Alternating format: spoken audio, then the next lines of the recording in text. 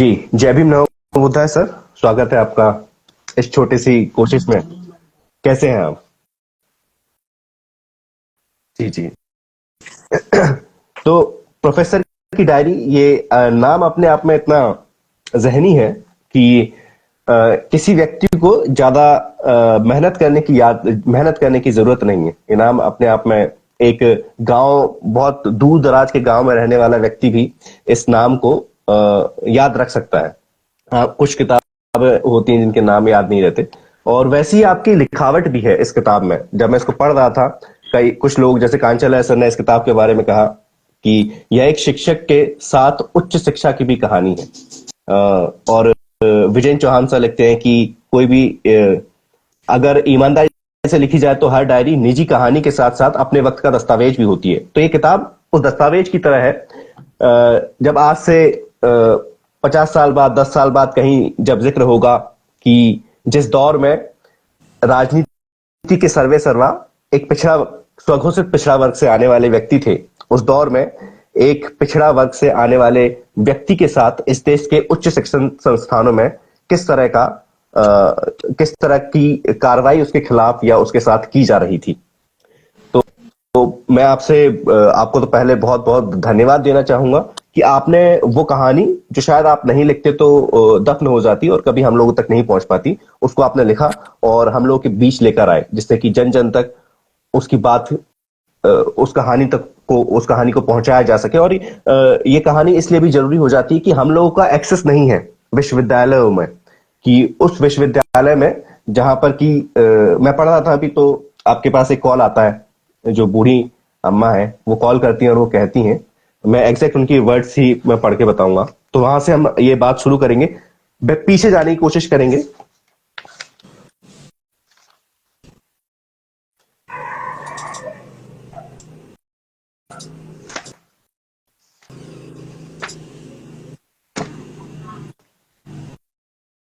बेटा लक्ष्मण, मेरी बेटी को भी 8 साल बाद निकाल दिया गया, जिसका हुआ, उसने खुद कहा कि इंटरनल कैंडिडेट का तो आधा रेट था। तुमने कोशिश नहीं की क्या? तब से वह डिप्रेशन में है, हम उसे लेकर हॉस्पिटल में हैं, कोई पूछने वाला नहीं। तुम्हारी हिम्मत देखी तो बस आशीर्वाद देने के लिए फोन किया, बाकी तो सब मुर्दा हो गए हैं। इन पापियों को एक बूढ़ी माँ की हाय लगेगी। हालांकि इसमें आपने ये भी बताया कि आपकी माता जी का क्या रिएक्शन था। तो यहां से हम शुरू करते हैं इस चर्चा को। बहुत शुक्रिया रजत, आपको और आपके सभी साथियों को जो इस लाइव पर चर्चा में जुड़े हैं। आपको इसलिए शुक्रिया कि जब कल पुस्तक विमोचन हो रहा था दूसरे संस्करण का लोकार्पण, तो उस संस्करण में ये बात प्रोफेसर विजय चौहान ने बोली कि मेरे लिए ये किताब एक प्रोटेस्ट की तरह है। और मेरा मानना ये है कि ये बात बिल्कुल सही है। एक प्रोटेस्ट की तरह इसलिए कि यह आज के समय से 25 साल, 30 साल, 50 साल बाद जब लोग इस दौर को याद करेंगे, इस दौर के विश्वविद्यालयों को याद करेंगे, तो वो ये देखेंगे कि कोई एक व्यक्ति था जो उस समय बर्बादियों की दास्तान लिख कर दुनिया को बताना चाह रहा था कि कलम और किताब पर क्या खतरा है। प्रोफेसर विजय चौहान ने इसी बात को, जो मेरी बात है उसी बात को कहा कि ये किताब अपने आप में एक प्रोटेस्ट है, इसको पढ़ना उसी प्रोटेस्ट का हिस्सा होना है, और इसको पब्लिकली इस पर बात करना इसमें सबसे बड़े प्रोटेस्ट की तरफ इशारा कर रहा है। तो रजत आज उस प्रोटेस्ट में शामिल हैं, और ऐसे कम से कम 15,000 लोग अब तक इस किताब को खरीद चुके हैं। पिछले कई सालों में हिंदी दुनिया कह ले या और किसी भारतीय भाषा में लंबे समय से कोई किताब इतनी जल्दी इतनी लोकप्रिय नहीं हुई। कई किताबें लोकप्रिय हुई हैं, लेकिन 15 दिनों में 15,000 प्रतियां बिक जाएं, ये सामान्य बात नहीं। मुझे लग रहा है वो 15,000 लोग इस प्रोटेस्ट में शामिल हैं। ये किताब, अगर मैं एकदम कम लफ्जों में कहूं, कलम और किताब की अहमियत बताती है कि दुनिया जब कलम और किताब तक नहीं पहुंच पा रही थी, या हर हाथ तक कलम और किताब को सुनिश्चित नहीं कर पा रही थी, तो ये दुनिया कैसी थी। और कलम और किताब ने इस दुनिया को कितना खूबसूरत बनाया है, ये किताब उन खूबसूरत दास्तानों को भी कहती है, और साथ ही उस कलम और किताब पर जो खतरे हैं उससे भी आपको आगाह करती है। ये मेरे अकादमिक जीवन के 20 साल भले हैं, 2 दशक भले हैं, लेकिन इस दौर में शिक्षा की, कलम और किताब की अहमियत को बताने के लिए ये साल बहुत पर्याप्त है। जी, बहुत बहुत शुक्रिया सर। मेरा अगला सवाल आपकी किताब की जो आखिरी जो चैप्टर है उसी से है कि आप एक जगह लिखते हैं कि मेरे लहजे में जी हजूरी न था और कोई मेरा कसूर न था। तो ये आपके भीतर ये जो आप ये लिख रहे हैं, तो इसका कोई मलाल है कि शायद आप जी हजूरी कर लेते तो नौकरी रहती, या ये स्वाभिमान है कि देखो मेरे लहजे में कोई जी हजूरी नहीं थी, बाकी मुझे कोई फर्क नहीं पड़ता कि जो कुछ हो रहा है मेरे साथ। अगर जी हजूरी करने का मलाल होता हाँ, तो समय रहते जी हजूरी कर लेते। भाई मलाल हाँ, क्यों करना? अगर हाँ, जैसे नौकरी जाएगी, ये बात तो हमें पता था। इसलिए क्योंकि हम उन लोगों से सवाल पूछ रहे थे जो सवाल पूछने वालों को पसंद नहीं करते। हम उन लोगों से सवाल पूछ रहे थे जो केवल अपने विचारधारा के लोगों को अपना मानते हैं। हम उन लोगों के खिलाफ खड़े थे जो इस देश में संविधान और अलग अलग विचारों के रंगीन गुलदस्ते वाली दुनिया नहीं चाहते, वो एक रंग की दुनिया चाहते हैं। तो ये बात हमें पहले से पता थी कि जो जिस रास्ते हम चल रहे हैं इसका अंजाम एक दिन ये होगा, और हमने मानसिक रूप से खुद को तैयार कर रखा था। अगर इतना करने के बाद मुझे नौकरी परमानेंट मिल जाती तो लोग मेरे ऊपर शंका करते कि इसने भी भीतर भीतर सेटिंग कर ली और अंदर से ये बाहर से दिखता है कि विद्रोही है और अंदर से ये भी समझौता परस्त है। उन लोगों ने मुझे नौकरी से निकाल करके यह संदेश दुनिया को और भारतीय उत्तर भारत के खासकर लोगों को यह समझाने की कोशिश की, ये पैगाम देने की कोशिश की कि अगर फूले अंबेडकर पेरियार की बात करोगे, अगर संविधान और मंडल कमीशन की बात करोगे, अगर हमारे सामने झुकोगे नहीं, जी हजूर नहीं करोगे, तो हम तुम्हारा हश्र डॉक्टर लक्ष्मण यादव वाला करेंगे। हम तुम्हारा करियर बर्बाद कर देंगे, हम तुम्हारी नौकरी छीन लेंगे, हम तुम्हें सजा देंगे। ये उनका मकसद था। फिर मेरा मकसद ये था कि चाहे कुछ भी कर लो, अपनी रीढ़ पर तन कर यहां तक पहुंचे थे, अपनी रीढ़ पर खड़े होकर के आगे की जिंदगी जिएंगे, मगर तुम्हारे सामने घुटने नहीं टेकेंगे। तो ये वैचारिक प्रतिरोध है। दिल में जो था वही जुबान पर था और कोई खास बात नहीं हमें। एक मिर्जा गालिब का एक शेर है, घर में था क्या कि तेरा गम उसे गारत करता, वो जो रखते थे हम एक हसरते तामीर सो है। मेरे घर में तुमने लूट मचा ली, तुम लूट ले गए मेरा घर। मेरे घर में ऐसा कोई सामान ही नहीं था जिसको तुम लूट ले जाओ तो मुझे अफसोस हो। वो जो रखते थे हम एक हसरते तामीर, नया करने की हसरत, सृजन की हिम्मत, क्रिएटिविटी का स्पेस, वो जो हम रखते थे वो आज भी हमारे पास है। इस क्रिएटिविटी के स्पेस से, इस हसरत से, हिम्मत से कुछ नया रास्ता खड़ा कर लेंगे। तो ये मेरा कहना है और इसलिए मैंने ये बात कही। और आखिरी पन्नों से चूंकि आपने बात शुरू की, मेरे घर वालों को, मेरी माँ को भी ये पता था कि ये कुछ गलत रास्ते पर जा रहा है। गलत रास्ता इन द सेंस कि इसका करियर नुकसान हो जाएगा, इसका नौकरी पक्की नहीं होगी। बहुत कुर्बानियां दे करके कोई अपने घर के बच्चों को शिक्षा देने भेजता है, बहुत मुश्किल से कोई अपने बच्चों को पढ़ा पा रहा है। आज के समय में कोई रिसर्च तक पहुंच रहा है। देश के 1% नौजवान केवल हैं, 3% नौजवान हायर एजुकेशन तक पहुंचते हैं इस देश के, और 1% से भी कम रिसर्च तक पहुंचते हैं। उनमें से मतलब मुश्किल से 10वां हिस्सा, 5वां हिस्सा, 2 हिस्सा प्रोफेसर बनता है। हम 14 साल उस जगह तक पहुंच पाए थे। ये कोई सामान्य रास्ता नहीं है। इसलिए घर वालों को अफसोस होता है, उस माँ का जिक्र जो किया हमने उसका अफसोस होता है। लेकिन चूंकि ये सफर ऐसा है, मैं आज भी कहता हूं ना कि सावित्रीबाई फूले पर गोबर फेंकने वालों का नाम इतिहास में नहीं दर्ज है, लेकिन सावित्रीबाई खेलते फूले का हुए दर्ज है। लड़ाई लड़ने वाली सावित्रीबाई फूले का नाम इतिहास में दर्ज है। ठीक। अच्छा, इसमें एक जगह मुझे ना आपके जो पेरेंट्स हैं, स्पेशली आप जब चाचा की बात करते हैं, आप अपने बड़े पिताजी की बात करते हैं, हालांकि बड़े पिताजी की बात करूंगा मैं इसको थोड़ा सा इमोशनल, क्योंकि ये पूरी किताब है, ये जज्बातों से भरी हुई किताब है। मैं इस किताब को पढ़ते वक्त एक सेकंड के लिए भी, क्योंकि आपको पता है कि मैं ज्यादातर हिस्टोरिकल टेक्स्ट ज्यादा पढ़ता हूं, और मैंने ये शायद आपसे फोन पर भी कही थी ये बात कि इस किताब को पढ़ने के दौरान एक एक लाइन मुझे ऐसा लगा कि मैं इस एक एक लाइन को अंडरलाइन करके रखूं और वक्त बे वक्त इसको कोट करूं, जब भी मौका मुझे मिले मैं इसको कोट करूं। तो इसकी पूरी पूरी जो लाइन है इतनी जज्बात से लबालब है, इतनी भरी हुई है इसमें, मतलब एक एक लाइन पढ़कर ऐसा लगता है कि जैसे आप लिखते हैं एक जगह, उनके जाने के बाद मैं गाड़ी में बैठकर अपने उस शजर को देखता रहा जिसे जिससे मुझे छीन लिया गया था। अब बिल्कुल। ये अपने जहन में कितने कितने तरह के जज्बात उभारती है। और क्योंकि और उस समय आपकी फैमिली, जिसमें कि आपकी माताजी ये कह रही हैं कि देखो ये तुम जो कर रहे थे हमने तो पहले से कहा था और तुम तो अपने पिताजी की तरह हो, जो कि आपने इस किताब में दर्ज भी किया है।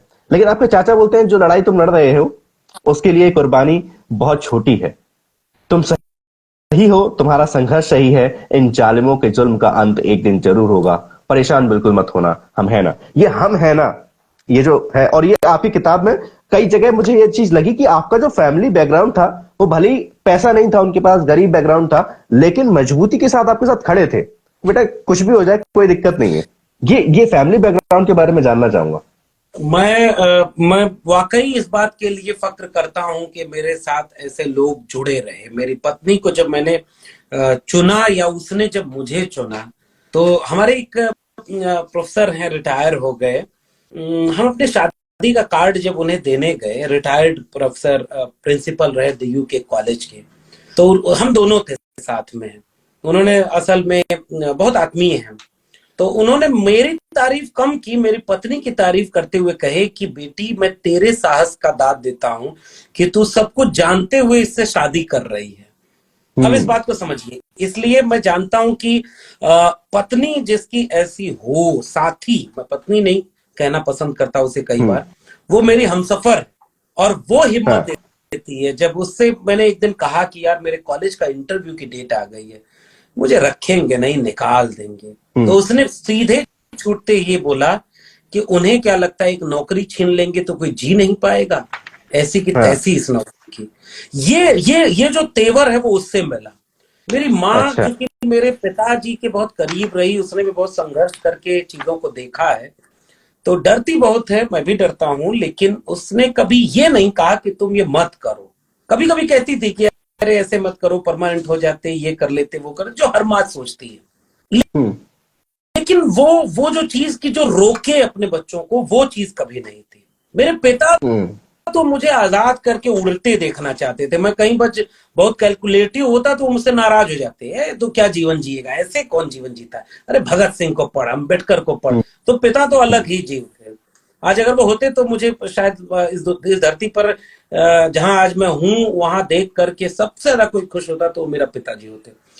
बड़े पिताजी चूंकि हमें मैंने बताया है कि कबीर पंथी एक सदगुरु थे, उनसे दीक्षित थे वो, इसलिए मेरे घर में कभी पाखंड अंधविश्वास का कुछ रहा नहीं।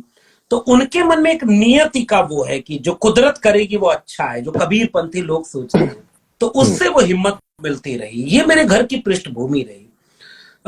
हम अंतरजातीय विवाह कर रहे थे, लेकिन न मेरी पत्नी के घर पर न मेरे घर पर कोई रत्ती भर भी इसको हिचक नहीं हुई। ये हिम्मत देता है, आपके आसपास के लोग आपकी हिम्मत होते हैं और आप फिर उन्हें हिम्मत देते हैं। ये वाइस वर्सा एक चीज है। इसी पृष्ठ कुछ दोस्त मिले, बहुत शानदार दोस्त मिले, कुछ उसी कॉलेज के मेरे अपने टीचर मिले, जिनके साथ में उस कॉलेज में रीढ़ को तन करके खड़ा होना। उस कॉलेज में, उस किताब में बार बार उनका जिक्र आएगा, मेरे हाँ। दोस्तों का जिक्र आएगा, मेरे PhD के सुपरवाइजर का जिक्र आएगा।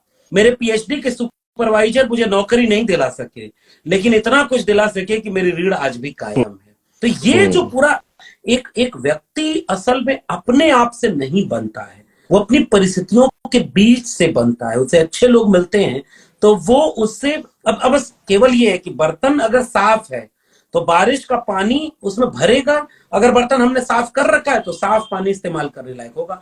अगर मेरा बर्तन ही गंदा है तो साफ पानी भी उसमें गंदा होगा। तो मेरी भूमिका उस बर्तन को साफ रखने की है, मगर उसकी बारिशों की भूमिका है, उस बर्तन के फूटे न होने की भूमिका है। इसलिए वो इमोशन है। इसीलिए ये किताब केवल प्रोटेस्ट नहीं है, इसलिए किताब में केवल गुस्सा नहीं है, इस किताब में नाराजगी और खुन्नस नहीं है, इस किताब में सृजन है, इस किताब में इमोशन है, ये किताब एक गांव में कोई चक्रोट पर मेड़ पर बैठ करके पढ़ेगा तो शायद उसे अपनी कहानी नजर आएगी। ये किताब शिक्षा व्यवस्था की अहमियत समझने वालों की कहानी है। कलम और किताब जिनके हाथ में नहीं पहुंची ना दोस्त, उनको नहीं पता कि वो कितने बुरे रास्ते पर फंस रहे हैं, वो नशे के शिकार हो रहे हैं, वो अपराध में जा रहे हैं, वो अपने जीवन के सपनों को पूरा नहीं कर पा रहे, बिखर जा रहे हैं, बर्बाद हो रहे हैं, या कोई नेता आके उन्हें बर्बाद कर दे रहा है। वो नहीं पहचान पा रहे कि उनका क्या क्या बर्बाद हो रहा है। कलम और किताब वो अहमियत रखती है, दुनिया की बुनियाद है, सभ्यता की बुनियाद है। इसलिए इस किताब को बहुत दूर तक पढ़ा जाएगा और याद किया जाएगा। लोग आज इस किताब पर बड़े बड़े लोग चर्चा नहीं करते, पता है क्यों? क्योंकि लक्ष्मण यादव हीरो न बन जाए। लोग मुझसे क्या बोले, रजत मैं आपके इस बात पर कहूंगा, और आप अगर रिकॉर्ड कर रहे होंगे तो इसको रिकॉर्ड करिएगा, इसे हम यूट्यूब चैनल पे भी डालेंगे। पता है लोगों ने, जो कि विरोध तो कर नहीं सकते थे, एक गोल्ड मेडलिस्ट, एक टॉपर ऑफ द बैच, 100 में 96 एपीआई सब कुछ रखने वाला व्यक्ति जब निकाला गया और प्रोटेस्ट करने लगा, तो लोगों ने कहा कि अकेले वो थोड़े ही निकले, 1000 लोग प्रोफेसर से नहीं निकाल दिए गए, नहीं प्रोफेसर बन पाए, तो अकेले एक को जो है क्यों हीरो बनाया जा रहा है? तो मैंने कहा कि भाई एक आदमी ने अपनी एक किताब लिखी है, 1000 लोग अगर 1000 किताब लिख दें तो ये पूरी लड़ाई कितनी मजबूत हो जाएगी। किसी ने रोका। लक्ष्मण यादव ने प्रेस कॉन्फ्रेंस की, लक्ष्मण यादव ने आंख में आंख डाल के बोला कि एक विचारधारा के लोगों को भरा जा रहा है, मेरिट की हत्या की जा रही है, अच्छे शिक्षक विश्वविद्यालयों में नहीं लिए जा रहे। 1000 शिक्षक निकाले गए, मैं दावे से कहता हूं उसमें से 700-800 अच्छे शिक्षक होंगे, लेकिन 700-800 में से 7-8 भी नहीं बोले, तो इसका दोषी लक्ष्मण यादव नहीं है। उसने आपसे नहीं कहा कि अकेले लक्ष्मण यादव को हीरो बनना, इसलिए बाकी कोई नहीं बोलेगा, बाकी कोई किताब नहीं लिखेगा, बाकी कोई खुलकर समाज को नहीं बताएगा कि तुम क्यों प्रोफेसर नहीं बन पाए। हाँ। तुम्हारे साथ अन्याय हुआ है, ये बात तुम ना बोलो, इसके लिए लक्ष्मण यादव ने तुम्हारा मुंह नहीं रोका था, लेकिन कोई और नहीं बोला। हाँ, ये मैंने चुना, मैंने अपना सब कुछ दांव पर रख दिया। वो लोग नहीं बोल रहे, इसका जवाब वो देंगे, लेकिन वो नहीं बोल रहे तो लक्ष्मण यादव में ना बोले, या उनके हिस्से का दर्द इस किताब में है। तो बड़े अजीब अजीब लोग हैं, बड़े समझदार पढ़े लिखे लोग ये बात मुझसे बोले। और जो लोग मेरे ऊपर लिख रहे थे, जो लोग मेरे ऊपर किताब के ऊपर लिख रहे हैं, उनको लोग फोन करके बोलते हैं कि भैया तुम उनको हीरो क्यों बना रहे हो? अरे साहब, किसी के बनाने से कोई हीरो नहीं बनता। भगत सिंह को कोई हीरो नहीं बनाया, बाबा साहब अम्बेडकर को कोई हीरो नहीं बनाया, लोहिया को कोई हीरो नहीं बनाया। अपने दम पर खड़ा होकर सामने आए, निडर हुए, लड़े, तो जमाना उन्हें याद रखता है। आपके पीछे देखिए तस्वीर पर बुद्ध हैं, कबीर हैं, मानवर कांशीराम, मैं यही देख रहा हूं, बिरसा मुंडा है, पेरियार है। इनमें से किसको कोई हीरो बनाया नहीं साहब। उन्होंने जो किया ना, उस जोखिम से, उस हिम्मत से वो हीरो बने। तो ये किताब इसलिए लिखी रजत की उस जमाने में कोई ये ना कहे कि कोई नहीं बोला। 1000 प्रोफेसर निकाले गए, इतने शोधार्थी हैं। सबको देखो नौकरी प्यारी होती है, जो बोलता है ना उसको पता होता कि अगले इंटरव्यू में उसका नहीं होगा, जो बोलता है उसे पता होता कि उसका रिसर्च में पेपर सबमिट नहीं होगा, उसके ऊपर इंक्वायरी बैठ जाएगी। आज भी इतने प्रोफेसर हैं, कोई बोलता है उनके विश्वविद्यालय में गोबर पर रिसर्च हो रहा है, उनके विश्वविद्यालय में लड़कियों के हॉस्टल पर गौशाला बन रही है, कोई चूं तक नहीं करता। हमने रोका है सबको। आपका सिलेबस बदल दिया गया, आपकी फीस महंगी कर दी गई, आपके जेब में पैसा होगा, सेल्फ फाइनेंस कोर्सेज है, हेफा आ गया। हमने रोका है कि आप नत लड़ाई लड़िए। तो ये इसलिए किताब को पढ़ा जाना चाहिए कि ये एक बड़े व्यापक लड़ाई की किताब की दास्तान है। जी ठीक। मैं आपका जो परिवार का जो पक्ष है, मैं उस पर मैं बस आपके जो बड़े पिताजी हैं या शायद चाचा जी हैं, उनकी बात मैं कहूंगा। उसके बाद थोड़ा सा मैं रुक इस बात पर डालना चाहूंगा कि लक्ष्मण यादव को लक्ष्मण यादव बनाने के पीछे कई सारे लोगों का योगदान था। इसका हम उदाहरण अगर बाबा साहब से लेकर चले तो बाबा साहब के समय में उनके पास किताबें खरीदने के लिए नहीं होती थी, और उनके पिताजी उनकी बहन के पास जाते थे, और उनकी बहन अपने गहने बेचकर बाबा साहब को किताबें खरीद के देते थे। तब वो बाबा साहब तब वो भीमराव बाबा साहब तक बन पाए। आप वैसे ही आप माता सावित्रीबाई फुले को देखिए, ज्योतिबा फुले को देखिए, दोनों ने एक दूसरे के साथ संघर्ष किया, तब जाकर आज हम याद करते हैं।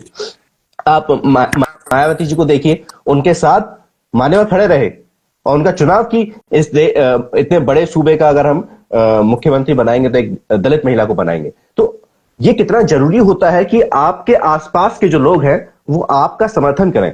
ये मैं बस एक लाइन में पढ़ने, 4 लाइन है, मैं पढ़ के बताना चाहूंगा इस किताब की। ये किताब है कि कल जो तुमने कहा था मोटरसाइकिल लोगे, पैसे भेज दीजिए, पैसे भेज दिया, सैलरी से लौटाने वाली बात आइंदा मत करना।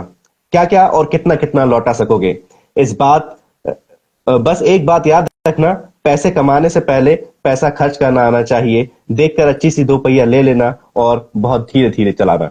मैं जब इस लाइन को पढ़ रहा था तो बहुत भावुक हो गया इस लाइन को पढ़ने के दौरान कि वो जो सपोर्ट सिस्टम है वो होना कितना जरूरी है। अगर वो नहीं होता तो शायद आप यहां नहीं होते।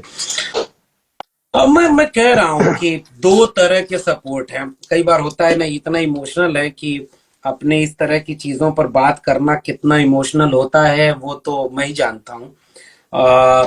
मैं ये नहीं कहूंगा कि मैं कमजोर पड़ा, लेकिन हाँ इतना जरूर कहूंगा कि आ, मैंने इस किताब की भूमिका में एक लाइन लिखी है कि ये हृदय की हृदय हृदय से लिखी गई किताब है, कलेजे से लिखी गई किताब है। ये सिलेबस की किताब नहीं है, ये इमोशन की किताब है। ये किताब इसलिए नहीं लिखी गई है कि इसको कोई पुरस्कार चाहिए या इस किताब को कोई वो चाहिए। ये किताब इसलिए लिखी गई है कि वो इमोशन जिसने हमें बनाया है वो दुनिया से खत्म हो रहे हैं, या उन इमोशनों की कद्र खत्म हो रही है।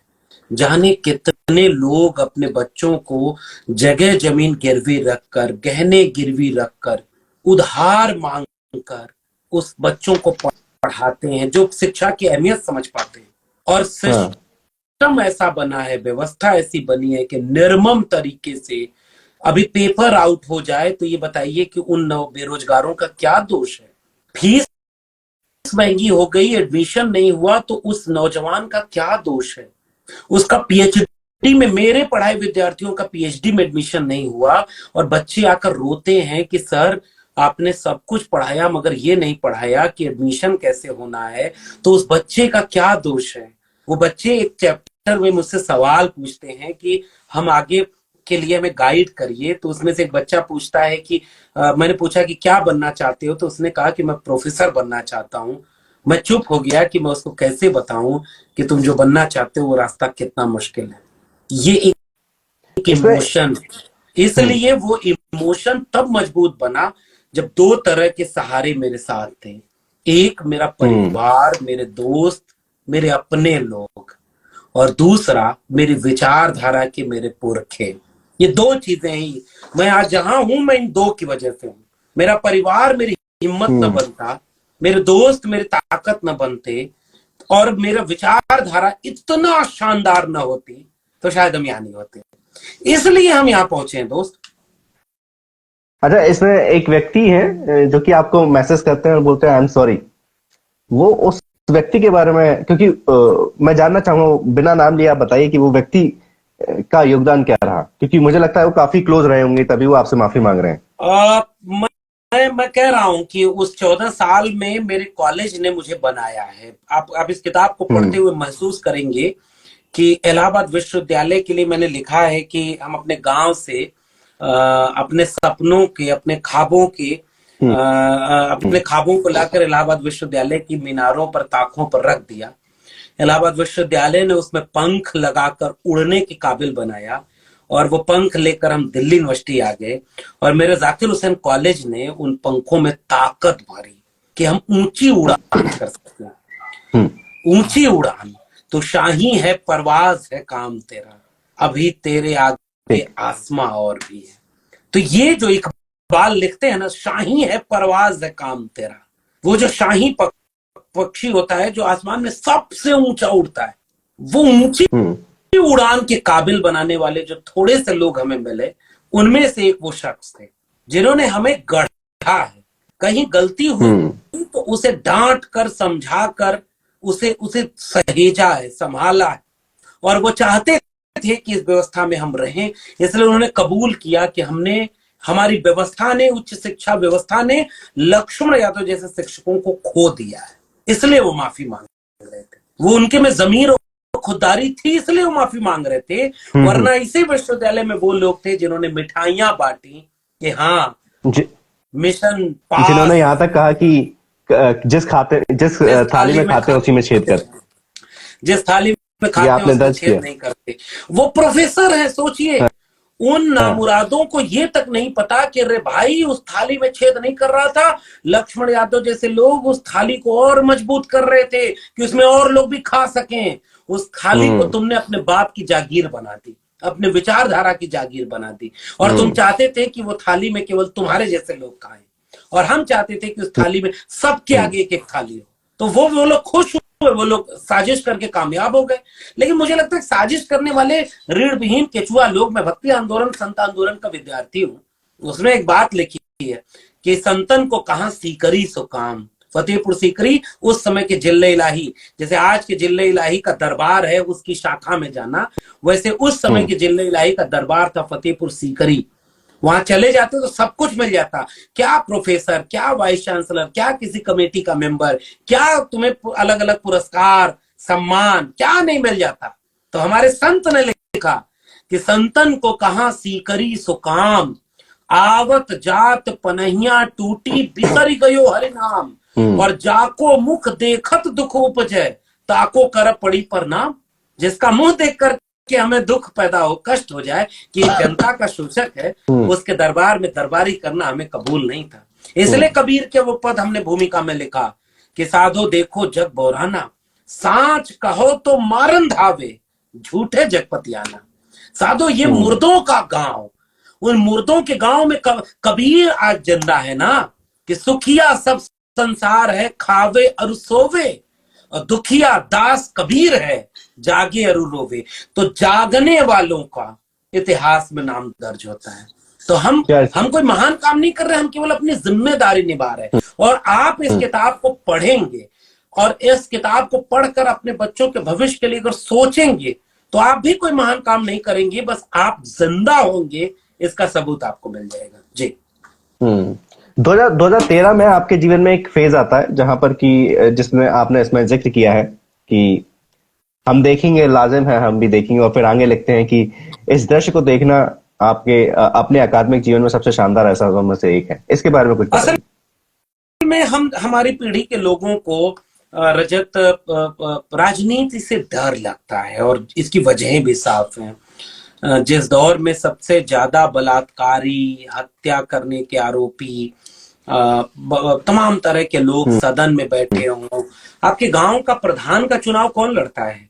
अपने इलाके में आसपास देख लीजिए, प्रधान का चुनाव वो लड़ता है जिसके जेब में पैसा है, लड़कर जीतता भी हाँ। है। लड़ते तो हो सकता है वो हाँ। लोग भी थोड़े से ईमानदार लोग भी होंगे, हम्म। जो विधायक का चुनाव लड़ते होंगे, ग्राम प्रधान, पंचायत मुखिया का चुनाव लड़ते होंगे, हम्म। शायद उनको कोई जान भी नहीं पाता होगा, लेकिन बहुत अच्छे लोग होंगे, क्योंकि उनके पास पैसे नहीं है, उनके पास वोट खरीदने की ताकत नहीं है।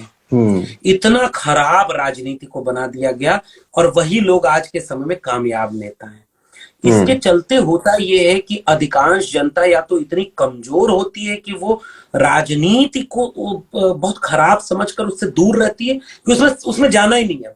वो बहुत, हम चूंकि बहुत कमजोर हैं, तो हमको वहां से डर लगेगा। चुनाव मत लड़ जाना, किसी आंदोलन में मत चले जाना, कहीं विरोध में हम्म। सवाल मत पूछने लगना, जिस काम के लिए गए हो चुपचाप वो काम करना, पढ़ने गए हो चुपचाप पढ़ाई करो, प्राइवेट सेक्टर की नौकरी की तरह 6 डे वर्किंग करो, 7वें डे जो छुट्टी होती है, वीकेंड होता है, अपना पियो खाओ ऐश करो, घूमो टहलो एंजॉय करो।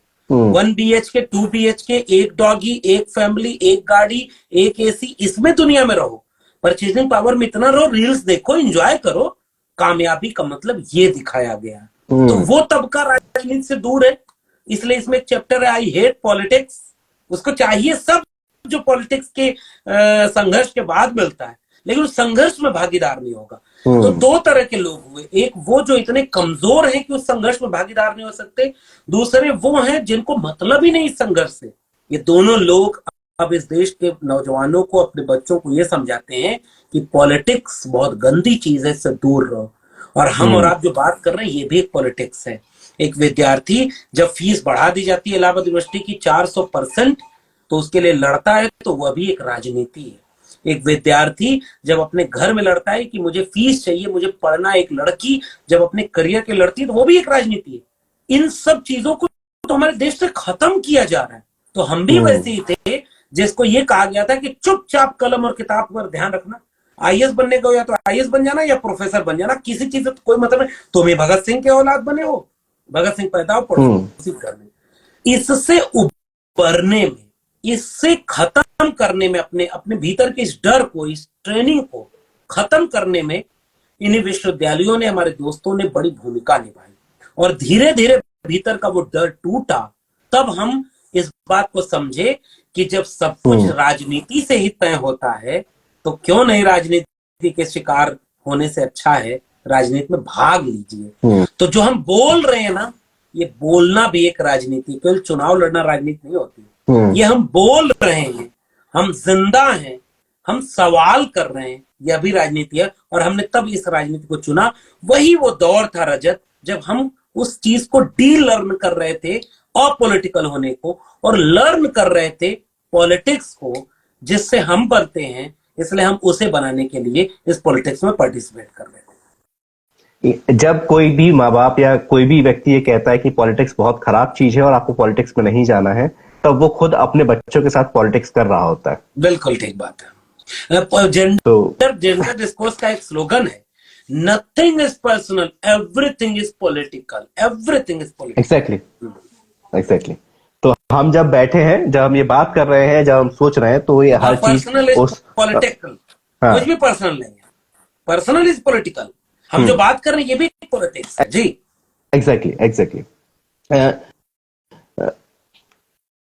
इसमें आपने जिक्र किया है कि एडहॉक का जो एक प्रोफेसर होता है वो कुछ सालों बाद परमानेंट हो जाता है ना, और उस परमानेंट होने की कीमत तय की जाती है। उसके बारे में, उसके इर्द गिर्द, और फिर हम देखते हैं कि आज के समय में एक बहुत ही ज्वलंत मुद्दा है कि पेपर लीक हो रहे हैं, है ना, टीचर्स को कैसे हायर किया जा रहा है, साथ में हम देखते हैं कि बैकडोर एंट्री कैसे दी जा रही है शिक्षण संस्थानों में। इसके ऊपर अपने विचार जैसे आपने रखे हैं काफी हद तक, मैं चाहूंगा कि आप दर्शक हैं उनके सामने भी अपने अभी ज्वलंत मुद्दा है। मैंने क्या कहा कि कलम और किताब बर्बाद हो रही है, इसकी चिंता इस देश को नहीं है। किसानों को फसल नस्ल बेची जा रही थी, जो लड़ सकते थे वो लड़ने आ गए, एक बार लड़े फिर लड़ रहे हैं। इस देश में शिक्षा बर्बाद हो रही है, हम नहीं लड़ने आए। शिक्षा बेची जा रही है, फीस महंगी की जा रही है, फेलोशिप बंद की जा रही है, महीनों महीनों इस देश में फेलोशिप नहीं मिलती। 12 लाख करोड़ रुपया इस देश का उद्योगपतियों का माफ किया जाता है, विद्यार्थियों की फेलोशिप बंद की जा रही है।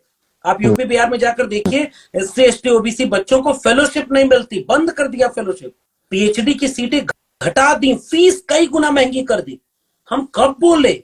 क्योंकि टुकड़ों टुकड़ों में आज 45 साल में देश में बेरोजगारी सबसे ज्यादा है। 60,000 भर्ती की सीटें है ना पुलिस की यूपी में, 60 लाख विद्यार्थी आए हैं।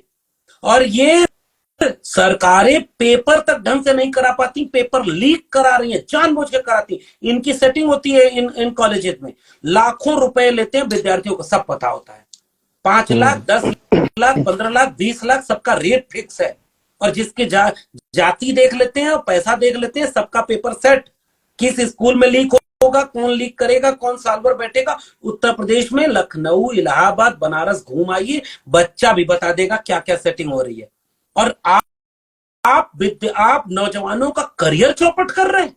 मेरी बहन पढ़ा करती थी इलाहाबाद में, एक बार उसने एक बात कही कि भैया बहुत लोग पैसा देकर के नौकरी ले लिए, हम पैसा देकर नहीं लेना चाहते, वरना अब तक की पढ़ाई का मतलब क्या हुआ। हमने घंटों घंटों कुर्सी पर बैठकर पढ़ाई की इस दिन के लिए कि हम लाखों रुपया देकर के नौकरी खरीदेंगे।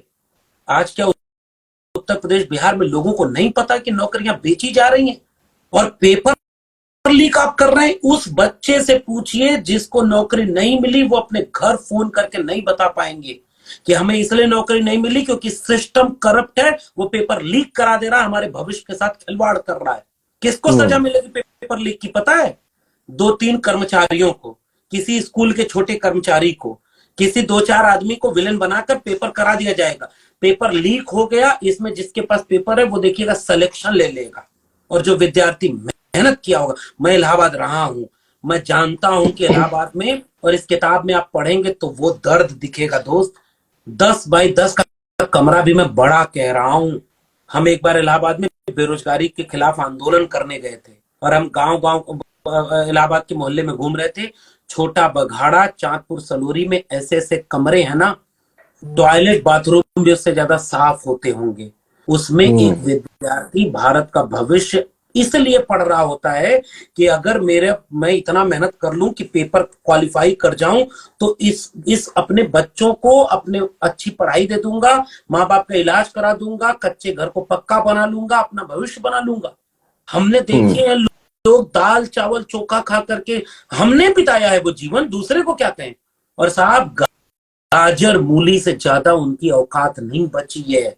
वो उस इलाहाबाद से कब कमरा छोड़कर उस बनारस से, उस लखनऊ से, कानपुर से, कोटा से, दिल्ली से लौट कर किसी मिल में मजदूर बन गए, किसी खेत में किसान बन गए, कहीं प्राइवेट जॉब करने लगे, कोई पूछने वाला नहीं।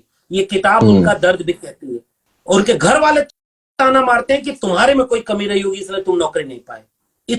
अच्छा, इतना बड़ा ये जो खिलवाड़ इस देश के बच्चों के साथ हो रहा है। और यही रजत आपके सवाल में ये है। इसमें एक चैप्टर है, गुरु बनने की दक्षिणा लोग नहीं कहेंगे।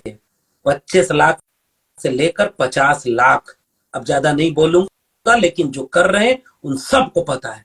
50 लाख देकर नौकरी लेने के लिए हमने इतनी डिग्री, हम यूनिवर्सिटी टॉपर बने। ये अगर इस देश 50 लाख रुपए में हम बिजनेस कर लेंगे। एग्जैक्टली, ये अगर इस देश के लोगों को सवाल नहीं बन पाया, यही लोग जब वोट देने अभी जाएंगे ना, तो देखिएगा कोई धर्म में दे देगा वोट, कोई अपनी जाति का नेता देखकर वोट दे देगा। इनमें से किसको नौकरी पर चिंता है? और सरकारें ये बात जानती है, इसलिए आपका इस्तेमाल कर रही है। पेपर आउट कराना होगा, देखिएगा पेपर आउट भी होगा, पेपर क्लियर भी हो जाएगा, नौकरी जिसको देनी होगी दे देंगे। आप रोइए बैठ करके। ये चीजें हैं जी। ये तो एक बड़ा एक टॉपिक है कि पेपर लीक हो रहा है, लेकिन हम इसके एक लेयर नीचे जाते हैं। तो ये लोग जो पेपर जो लीक करा रहे हैं, या जो नौकरी पैसा देकर ले रहे हैं, इनमें जाति का एक बड़ा फैक्टर होता है। तो उसमें आप तो क्योंकि उस सिस्टम के भीतर रहे हैं, है ना, और आपने ये जरूर ऑब्जर्व किया हो कि एक सर्टेन कास्ट के व्यक्ति वो पैसा दे रहे हैं, वो पेपर लीक करा रहे हैं, वो लोग सिस्टम के अंदर जा रहे हैं, उनको हर्जाना नहीं भरना पड़ रहा है। लेकिन वो व्यक्ति जो हाशिए पे खड़ा है, वो तबका जो हाशिए पे खड़ा है, उसको लगातार उनके कर्मों की कीमत चुकानी पड़ रही है। हमारे छोटे वाले चाचा थे, उनके साथ वाले सब जाते थे गन्ना चुराने, रोज जाते थे। ताकतवर थे, उनको चुराने का हुनर आता था। किधर से भागना है, किधर से लेके किधर निकलना है, चुपचाप चले जाते थे। इनको आके किस्सा सुनाते थे, तू क्या गन्ना चूसेगा, चलना हो तो चल चोरी करने हमारे साथ।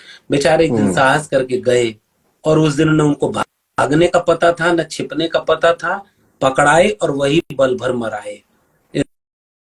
इस देश में चोरी करना, भ्रष्टाचार, इस देश के वंचित शोषित लोग, अभी बड़ा समय लगेगा। कोई टोटी चोर हो जा रहा है, कोई चारा चोर हो जा रहा है, और इस देश को लूट लेने वाले आज तक सिपह सालार बनकर, राजा बनकर खड़े हैं। साहब, पहचानो, आप अपने आसपास पहचानो। इसलिए होता ये है कि पहली पीढ़ी के लोगों को पता ही नहीं कि करप्शन कौन कर रहा है, कि कैसे होगा। थोड़ा बहुत अपवाद है, ऐसा मैं नहीं कहूंगा कि दलित पिछड़े आदिवासी पैसा दे करके नहीं हो रहे, खूब हो रहे हैं, लेकिन कम है।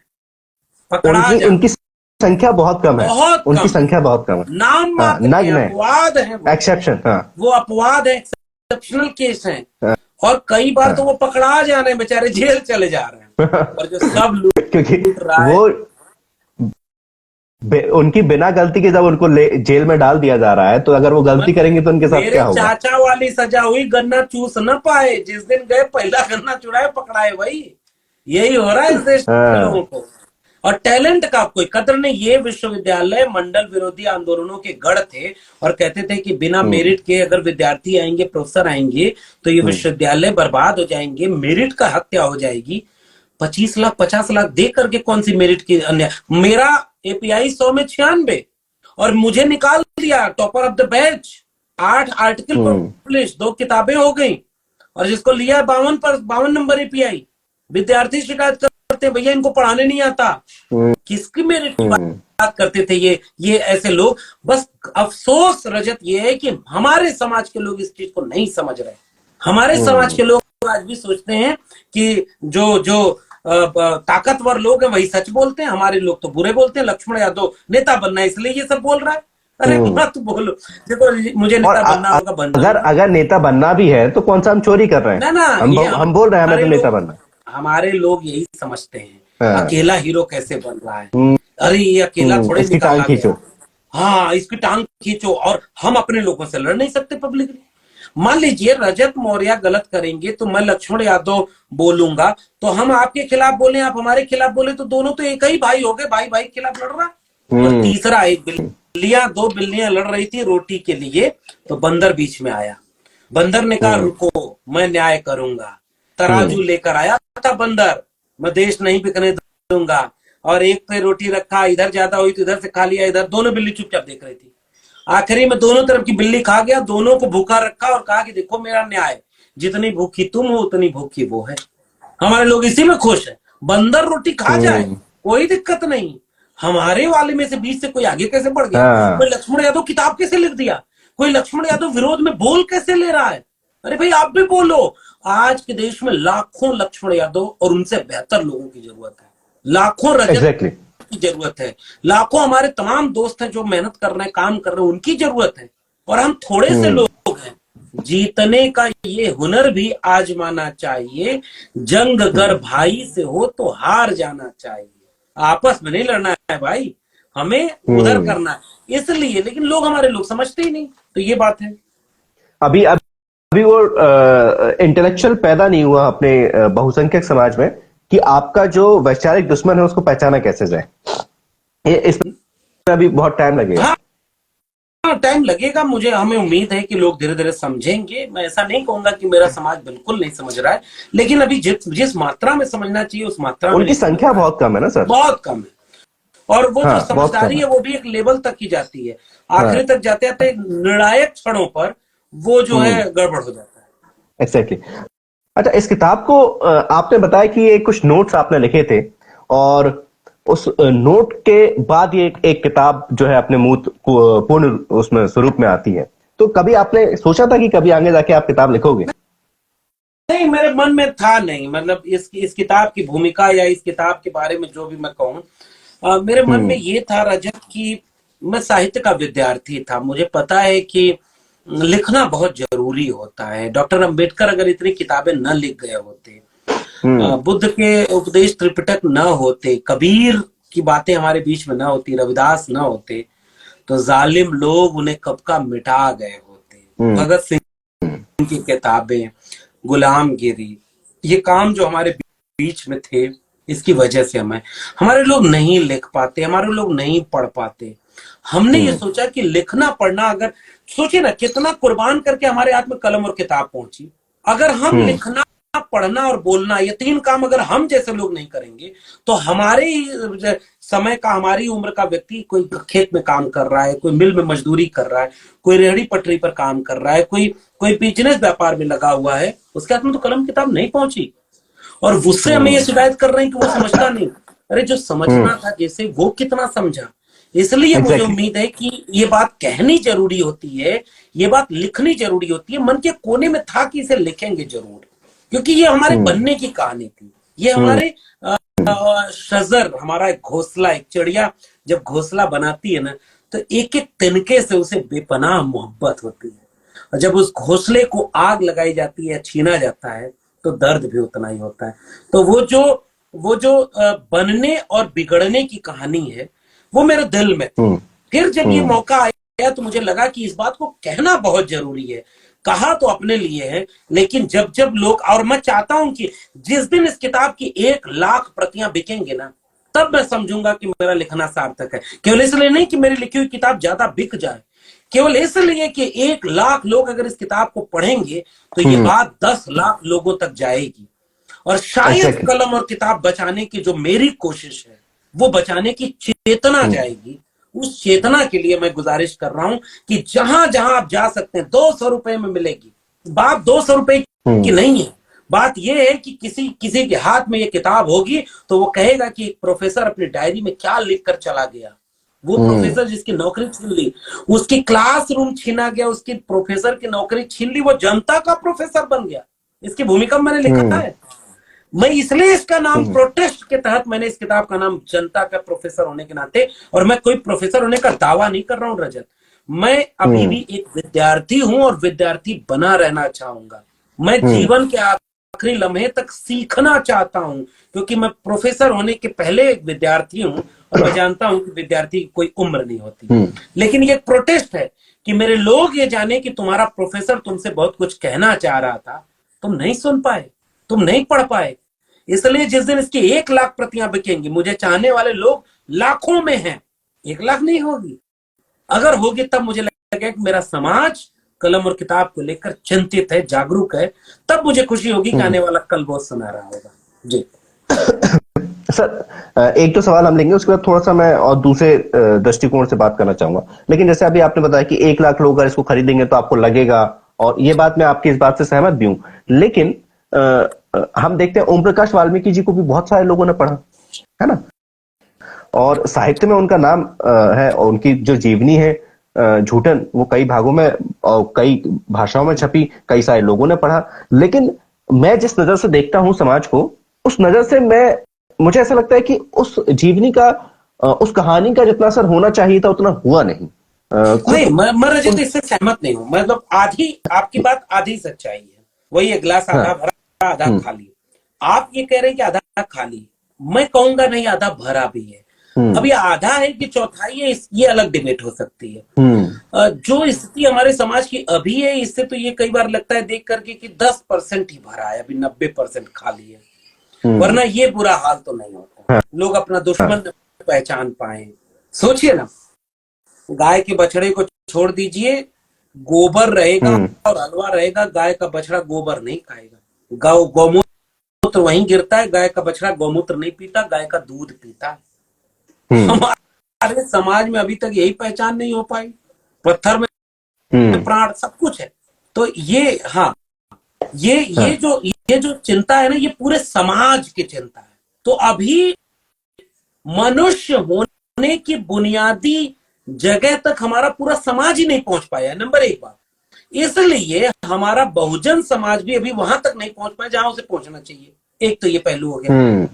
लेकिन दूसरा पहलू ये है कि जैसे धीरे धीरे वो एक एक सीढ़ी चढ़ना चाह रहा है, भले उनका नंबर बहुत कम हो, भले ही वो बहुत थोड़े से हो, लेकिन उन थोड़े से समझदार और जागरूक लोगों के होने में, एक लक्ष्मण यादव के लक्ष्मण यादव बनने में जूठन की बहुत बड़ी भूमिका है, मुर्दहिया की बहुत बड़ी भूमिका है, कबीर के मुनावली की बहुत बड़ी भूमिका है, animation of cast Gulamgiri Mandal commission की रिपोर्ट की बहुत बड़ी भूमिका है।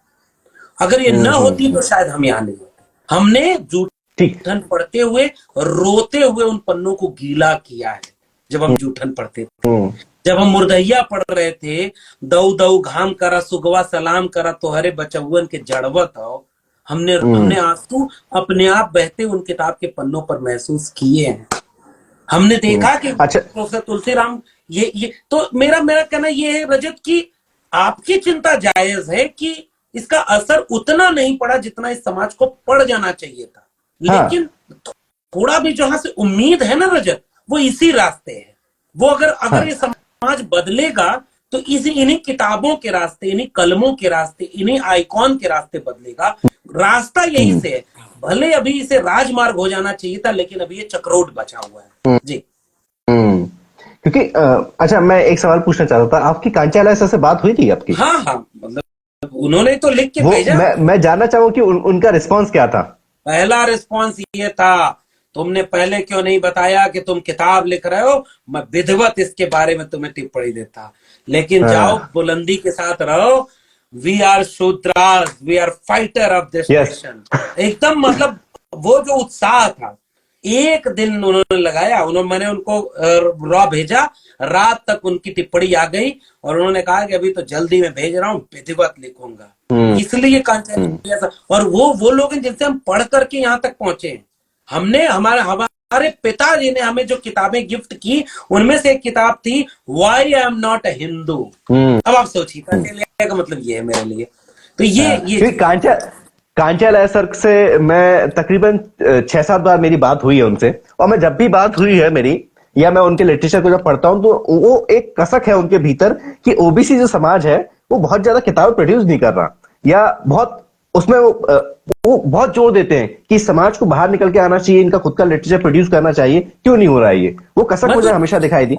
मैं तो ये बात अभी भी कह रहा हूँ। इस अभी दिल्ली विश्वविद्यालय में कम से कम 3 से 4 हजार प्रोफेसर हैं। करते क्या है ये? अरे ढंग हाँ। से लिख लो, पढ़ लो, विद्रोह नहीं कर सकते, सरकार से सवाल नहीं पूछ सकते, गुलाम बन गए और रीढ़ बन गए। एक प्रोफेसर हैं दिल्ली विश्वविद्यालय की, उनकी आत्मकथा का विमोचन था। एक बीजेपी का सांसद बैठा हुआ था, एक बीजेपी का फटका पहने हुए बैठा था, और दलित समाज से आती थी। अब क्या करूं मैं? अब मैं और कुछ नहीं करना चाहता हूँ। बहुत सारे ओबीसी हैं, ओबीसी शाखा में नमस्ते सदा वत्सले त्वया मात्य भूमि कर रहे हैं, कुछ नहीं देगा हम्म। वो। उसे रामनाथ कोविंद दे, और इस तरह के रामदास अठावले, उसे रामविलास पासवान, उसे ऐसे लोग चाहिए, उसे हम्म। भूपेंद्र यादव चाहिए। कभी भी आपने उनको देखा रीढ़ है? विहीन इंसान चाहिए। मतलब एकदम रबर स्टाम्प चाहिए। इसलिए मुझे भी अपने हाँ। समाज से शिकायत है। मैंने ये बात क्यों आपकी बातचीत में की है? मैं कह रहा हूं कि आप यूट्यूब पर इसे डालिएगा, हम भी डालेंगे, हाँ। और मैं भी जरा देखना हाँ। चाहता हूं 1 लाख लोग क्या इसी किताब खरीदने वाले हैं कि नहीं देश में। ये मेरा हम्म। इम्तिहान है, ये मेरा प्रैक्टिकल, ये मैं एक लिटमस टेस्ट अपने समाज का करना चाह रहा हूं। हम्म। जिस समाज के लिए आपने करियर दांव पर लगा दिया, जिस समाज के लिए आप सब कुछ जान जोखिम में लेकर वो सच बोल रहा हूं जिसे इस मुल्क के अखबार नहीं लिख सकते। इन लोगों को अभी पता नहीं है कि जो व्यक्ति बोलता है वो कितना दाव पर, सब कुछ दाव पर लगाकर बोलता है। रास्ते पर चलते समय लोग पहचान लेते हैं, डर लगता है कि उसमें से एक कोई आ गया और उसने हिसाब बराबर करना शुरू कर दिया तो क्या होगा। और मेरा हम्म। समाज अभी ये भी नहीं समझता। तो कम से कम मेरी लिखी किताब तो पढ़ ले भाई, मेरी बातों को सुन लो। आप रजत का और तमाम ऐसे लोगों का यूट्यूब चैनल है, उसे तो मजबूत कर लो जो हम्म। आपके हिस्से की बात कर रहे हैं। तो कांचेलिया की शिकायत से मैं सहमत हूं। हमारा समाज दक्षिणा दे देगा, चंदा दे देगा, उसका किताब नहीं खरीदेगा। उसकी किताब का मैं ये एक किताब, हर इलाके हर गांव में ऐसे लोग हैं जो 10 किताब से लेकर 100 किताब तक अपने से खरीद कर लोगों में मुफ्त में बंटवा सकते हैं, लेकिन ये नहीं बंटवाएंगे क्योंकि उनको लगेगा कि इससे मोक्ष नहीं मिलेगा। अरे भाई गीता आपको मोक्ष बंटवाएंगे मिलेगा ना तो सर? यहीं से मिलेगा। मैं कह के जा रहा गीता हूं, बंटवाएंगे, गीता। वही मैं कह रहा गीता हूं, इस बंटवाएंगे वो लोग। किताब को बंटवाओ भाई। आप अपने जेब के खर्चे से अगर किताब बंटवाओ, किताब जाएगी, कलम जाएगी, तो चेतना और इंसानियत को बचाएगी जी। अच्छा, ये किताब छपवाने में आपको कोई दिक्कत नहीं आई? क्योंकि ये अरे अब आ ऐसे गए, ज्वलंत आप सवाल। असली सवाल पर आ गए। आप जैसा इंटरव्यूअर हो तो दिन भर बतियाते रहे। मैं कह रहा हूं अब हाँ। तक इस किताब का सबसे शानदार इंटरव्यू आपने किया है, क्योंकि आप एक तो किताब को पढ़े हुए थे, आप हम्म। महसूस किए हुए थे। पढ़ना एक बात है, उसे महसूस करना एक बात है। तो हाँ। उसको आपने किया, और इसलिए आपके सवाल वो बिल्कुल वो सवाल है। सबसे बड़े बड़े प्रकाशकों के पास किताब गई, हाथ जोड़ लिया कि साहब नहीं, कुछ और छपवा लीजिएगा, ये किताब नहीं छापेंगे, आपको हम्म। नहीं छापेंगे। अब आप समझ जाइए, बहुत बड़े बड़े हाँ। प्रकाशन हिंदी के। एक हमारा प्रकाशन जो अनबाउंड का है, उसने युवान नाम से इसको छापा, अनबाउंड का प्रकाशन। और उसने हिम्मत दिखाई कि सर, फहमीदा रियाज की कविता उसने पढ़ी थी, कुछ लोग तुम्हें समझाएंगे वो तुमको खौफ दिखाएंगे, जो है वो भी हो हम्म। सकता है, इस राह में रहजन है इतने, जो इस राह में रहजन है इतने, कुछ और यहाँ हो सकता है, कुछ और तो अक्सर होता है, लेकिन तुम जिस लम्हे जिंदा हो वो लम्हा तुमसे जिंदा है, यह वक्त नहीं फिर आएगा, तुम अपनी करनी कर गुजरो, जो होगा देखा जाएगा। तो वो जो अच्छा, तेवर मैं था, हमारा हम्म। संपादक एक दोस्त है आशीष, हम्म। उसने इस किताब को संपादित किया, और अनबाउंड के प्रकाशक ने इसको प्रकाशित किया, और ये हिम्मत दिखाई कि ये किताब को हम छापेंगे। तो हम्म। बहुत सारी बाधाएं आई, मैं नाम किसी का नहीं लेना चाहता क्योंकि वो तो उस इतिहास से वंचित रह गए। अब उनके डिस्ट्रीब्यूटर आके कहते हैं कि भैया ऐसी किताब प्रोफेसर की डायरी हमारे यहाँ से क्यों नहीं छपी, जो 15 दिन हो गया अमेजन की टॉप रैंकिंग में बेस्ट सेलर है, top hmm. Ranking best seller, Indian ranking में आज भी 1 नंबर पर है, और टॉप रैंकिंग में टॉप 5 पर वर्ल्ड वाइड है। तो नहीं छाप हम्म। पाए तो वो आपकी किस्मत, लेकिन ये किताब तो आ गई लोगों के हाथ में। ठीक, अब इस इसका मैं एक आखिरी सवाल पूछूंगा इस पूरे हमारा जितना हमने बात की, और उसको कंक्लूड करेंगे, क्योंकि ये जो किताब है भले ही एक प्रोफेसर की डायरी है जिसमें शिक्षा जगत की बात की गई है, शिक्षा संस्थानों की बात की गई है, उस व्यक्ति विशेष आपका संघर्ष की बात की गई है, लेकिन ये जो संघर्ष है, ये विमर्श जो है पूरा हम देखते हैं वर्ण से शुरू होता है, जाति से शुरू होता है, धर्म से शुरू होता है, विचारधारा से शुरू होता है।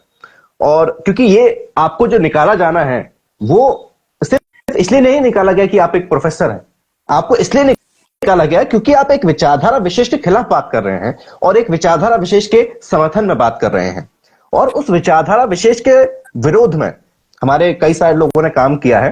मैं उम्मीद करूंगा कि आप इस सवाल से ऑफेंड नहीं होंगे, लेकिन हम इतने सारे जो हमारे महापुरुष रहे, मैं ललित सिंह यादव की बात करूं तो उन्होंने उस विशेष विचारधारा के विरोध में काम किया और अंत में वो बुद्ध के धम्म की ओर जाते हैं। बाबा साहब अम्बेडकर जिन्होंने हमें रास्ता प्रशस्त किया। आपका कोई ऐसा कोई प्लान है कि आने वाले समय में आप बुद्ध धम्म की ओर रुख करेंगे? मैं आपके इस वाले पक्ष पर बाद में आता हूं। पहले ये कह रहा हूं कि निकाला गया तो जाति देख कर नहीं निकाला गया, विचार देख कर निकाला गया। विचार देख, हाँ, क्योंकि मेरी जगह ओबीसी की पोस्ट पर ओबीसी हो ही रखा गया। जितने पोस्ट 4000 प्रोफेसर परमानेंट किए गए डीयू में, तो उस 4000 में लगभग 2000 SC ST ओबीसी ही है। सब परमानेंट हुए, थोक के भाव हुए हैं, शाखा में जाके हुए या दक्षिणा देकर हुए, अब इससे ज्यादा नहीं बोलूंगा। तो ऐसा ये तो सर आपको और हमको दोनों को ये चीज पता है कैसे सारे सिस्टम वर्क कर रहा है। मैं कहना क्या चाहता हूं कि ऐसा नहीं है कि हक नहीं मिला, हक मिला है। अब समाज को देखना है कि हक किसे मिला। आपकी जाति वाले को भी नौकरी मिली है, आपके समाज के व्यक्ति को भी रिजर्वेशन मिला है, क्योंकि संविधान अभी बचा है ना, तो वो है। लेकिन वो आदमी उन्हें नहीं चाहिए जो मुंह में जबान रखता हो, जो सर रखते हैं, सर के भीतर मगज रखते हैं। आजकल वो बड़ी मुश्किल में है। बोलता हुआ, सवाल करता हुआ और अपने विचारधारा पर अडिग व्यक्ति उन्हें नहीं चाहिए। लिजा गिलगिजा ऋण विहीन पानी बन गया हो, जो जिस बर्तन में रखा जाए उसी का आकार ले ले। अरे त्वमेव माता च पिता त्वमेव बंधु च सखा त्वमेव विद्या द्रविड़म त्वमेव मम देवम देव देव। ये जो करे वो चाहिए, और वो SC ST OBC सब कर रहे हैं। एक तो ये स्पष्ट होना चाहिए। तो ये लड़ाई वैचारिक लड़ाई है, ये लड़ाई एक बड़ी लड़ाई है, उसकी कुर्बानी लक्ष्मण यादव को निभानी पड़ी है। और रही बात दूसरी की बुद्धिज्म की बात, तो मैं तथागत बुद्ध और उनके विचारों को मैं आज इस तरह से मानता हूं कि मैं अपने आप में एक बुद्धिस्ट हूं, क्योंकि मैं बुद्ध को एक विचार मानता हूं। मेरे लिए बुद्ध एक विचार, एक दर्शन का नाम है। मेरे लिए बुद्ध एक इमोशन का नाम है। मेरे लिए बुद्ध एक रोशनी का नाम है, जो ज्ञान की, प्रज्ञाशील, करुणा की रोशनी दिखाती। लेकिन मैं एक पॉलिटिकल सवाल पूछूं, आदरणीय बहन जी ने बुद्धिज्म अपनाया है? नहीं, मैं ऐसे तमाम लोगों से ये सवाल नहीं क्यों छोड़ क्यों देते सर? नहीं, मैं ऐसे सवालों को बिल्कुल नहीं। मैं कांशीराम बुद्धिज्म अपनाए थे, ये पॉलिटिकल सवाल है। लोग क्यों पूछते हैं ये बात? बुद्धिज्म अपनाना भाई, इस तरह तो ये होगा कि आप अंबेडकर क्यों नहीं बन जाते? आपने अपनी जब तक इतनी किताब न लिखो, जब तक कैम्ब्रिज नहीं जाओ। मेरा कहना रजत ये है कि सबका तरीका अलग अलग हो सकता है। मैं एग्री कर रहा हूँ सर आपकी बात से। मैं क्या कहना चाहता हूं, लेकिन शायद उसका मैं आपकी बात का शायद जवाब दे दूं। जैसे जंगे आजादी बहुत लोग लड़ रहे थे, लेकिन किसी ने ये नहीं कहा कि भगत सिंह की तरह तू फांसी पर नहीं चढ़ा तो तू सच्चा देशभक्त नहीं है। वो तो आज के लोग काम कर रहे हैं। एक तो ये बात। बुद्धिज्म मेरे लिए एक विचार का नाम है, मेरे अंदर साहस, क्योंकि वो जो 22 प्रतिज्ञाएं हैं वो ईमानदारी की अपेक्षा रखती हैं। 22 प्रतिज्ञा दोहरा दो कि मैं ब्रह्मा विष्णु महेश को ईश्वर नहीं मानूंगा, ये तो एक बात है, आसान बात है। नास्तिक जो होगा तो आसान उनके लिए मैं कह रहा हूं। मैं झूठ नहीं बोलूंगा, मैं चोरी नहीं करूंगा। ये केवल वस्तुओं की बात नहीं है, ये इतनी बड़ी तपस्या की बात है कि जब मैं ग्रहण करूं तो मैं उसे निभाऊं। मैं इन 22 प्रतिज्ञाओं को किसी जगह पर स्लोगन रेज या नारा बनाने की पैरोकारी नहीं करता हूं। ये बहुत महत्वपूर्ण चीजें हैं। इसे जो निभा न सके वो उससे थोड़ी देर दूर रहे, अपने को तैयार करे, उसके काबिल बनाए। जब उसे महसूस हो कि ये काम करना हो, उसे वो काम करना चाहिए। मेरा देखिए, मानना ये है रजत। मेरा ये सवाल जो पूछने का कारण था, क्योंकि हमारा जो पूरा संघर्ष है वो एक विचारधारा विशेष के खिलाफ है ना? और उस विचारधारा विशेष में रहकर ही अगर हम उसके खिलाफ काम करते हैं, तो मुझे ऐसा लगता है, ये मेरा व्यक्तिगत मत है, कि हम बहुत ज्यादा इफेक्टिव नहीं हो पाते। इसलिए मैंने आपसे पूछा। नहीं, और मैं क्या जो आपने बोल रहा कहा, हूं, जैसे एक मिनट दीजिएगा। और आपने जो कहा कि आप, क्योंकि ये सबको पता है कि आप जो हैं वो किसी कर्मकांड को नहीं मानते हैं, आप बुद्धा की फिलॉसफी में बिलीव करते हैं, बुद्धा के दिए हुए जो उनकी फिलॉसफी है उसको मानकर आगे चल रहे हैं। लेकिन हम लोकतंत्र में रहते हैं, और लोकतंत्र में आंकड़ों पर बात होती है, और आंकड़े तब होंगे जब डॉक्यूमेंट्स पे आप होंगे। मेरा मेरा जो कंसर्न है वो ये है कि आप जब तक डॉक्यूमेंट्स और बुद्धिस्ट नहीं है, तो हम बुद्धिज्म की, जैसे आज देखिए कि इतनी सारी चीजें खराब हो रही है, तबाह हो रही हैं, और हम उनके लिए सिर्फ बात कर पा रहे हैं, हम कुछ नहीं कर सकते क्योंकि हमारे आंकड़े नहीं है। ये मैं एक कंसर्न था बात मेरा, समझ रहा इसलिए मैंने आपसे हूँ। कहा। हाँ, जैसे बुद्धिज्म स्वीकार करने वाली एक अलग बहस है, मैं चाहूंगा कि कभी हम लोग उस पर अलग से हाँ, पूरा 1 घंटा बात करें, बिल्कुल क्योंकि बिल्कुल। फिर वहां बात बिखर जाएगी।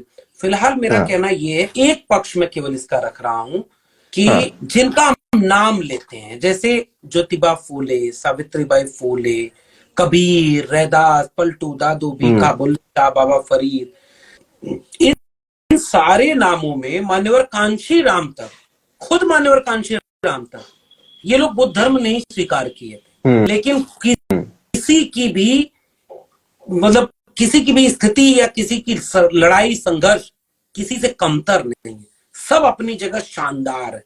लड़ाई के कई रूप हो सकते हैं। कबीर ठीक, बुद्धिस्ट नहीं थे इसलिए कबीर कहीं से कमतर हो जाएं। कांशी राम ने नहीं, बुद्धिज्म स्वीकार नहीं किया, जबकि वो बोले थे कि 1 करोड़ लोगों के साथ बौद्ध धर्म स्वीकार करूंगा। बहन जी ने कई बार बोला है कि मैं बौद्ध धर्म स्वीकार करूंगी, नहीं स्वीकार किया आज तक। इसकी वजह से मैं मान्यवर कांशी राम या बहन जी को कमतर कहूं, ये उचित नहीं होगा। ज्योतिबा फूले मैं एग्री बुद्धिस्ट कर नहीं रहा थे, हूँ। हाँ, पेरियार बुद्धिस्ट नहीं थे, मैं उनको इस वजह से कमतर कहूं, ये न्याय नहीं होगा उनके साथ। एक तो ये इसका एग्री, पहलू आई हो एग्री। गया। दूसरा जो पहलू आपका है, उससे मैं एकदम एग्री करता हूं। विचार के तौर पर जो बुद्धिज्म की लड़ाई है, ये इस देश की बुनियादी लड़ाई है। सत्य अहिंसा की लड़ाई, इंसान होने की लड़ाई, प्रज्ञाशील करुणा की लड़ाई, मुझे लग रहा है वो भारत की नहीं पूरी दुनिया की सबसे मानवीय लड़ाई है। उस जगह पर मैं चाहता हूं कि मैं अपने विचार से, अपने आचरण से सबसे उस बुद्ध को जीऊं, उन्हें सार्थक करूं, और खुद को उसके लिए तैयार करूं कि उन तपस्याओं तक भी मैं एक दिन पहुंच जाऊं। जी ठीक।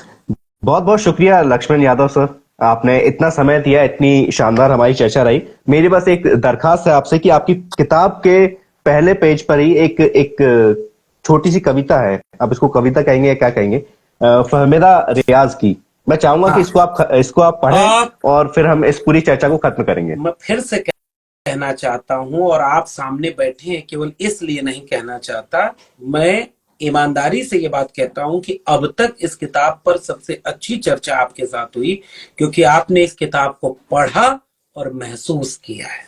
इसके लिए आपका बहुत शुक्रिया अदा करता हूं। और ये किताब अपने समय का दस्तावेज है।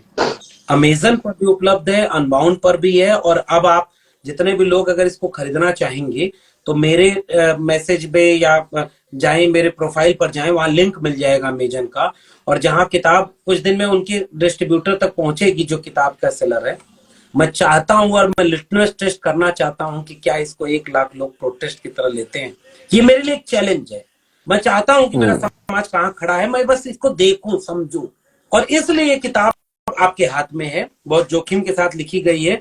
और वो जोखिम उठाने का साहस मेरे अपने लोग, मैंने आपसे, चूंकि आपसे बातचीत बहुत अच्छी रही, हमने उन्हें भी याद किया जो मेरे परिवार, मेरे घर, मेरे दोस्त के लोगों ने मुझे हिम्मत दी।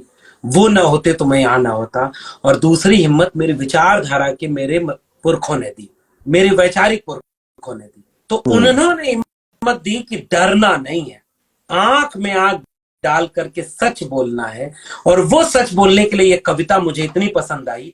ये किताब रोहित वेमुला और उन जैसी मार दी गई अनगिनत संभावनाओं के नाम समर्पित है, इसलिए क्योंकि रोहित वेमुला डर का नाम और समझौते का नाम नहीं था। रोहित वेमुला संघर्ष का विचार का नाम था और वो हिम्मत देता है।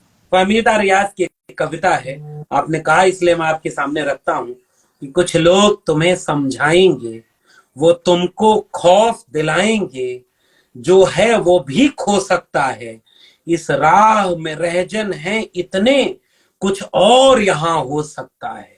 इस राह में रहजन है इतने, कुछ और यहां हो सकता है, कुछ और तो अक्सर होता है, मगर तुम जिस लम्हे जिंदा हो वह लम्हा तुमसे जिंदा है।